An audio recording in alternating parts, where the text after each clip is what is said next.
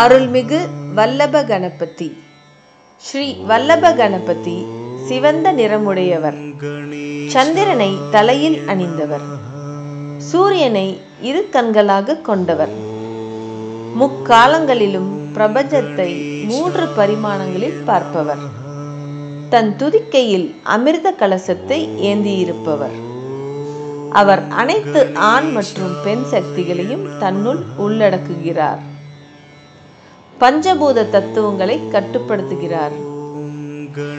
தனது 10 கரங்களால் பக்தர்களை அருளுகிறார். வல்லப கணபதியின் வலது பக்கம் ஆண் ஆற்றலையும் இடது பக்கம் பெண் ஆற்றலையும் குறிக்கிறது. வல்லப கணபதியை வழிபடுவது ஒரு ரூபத்தில் 10 தெய்வங்களை வழிபடுவதற்கு சமம்.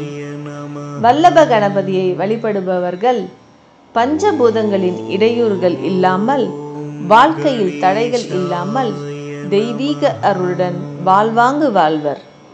படத்தில் சுவாமிமலை தலத்தில் அருளும் ஸ்ரீ வல்லப கணபதி.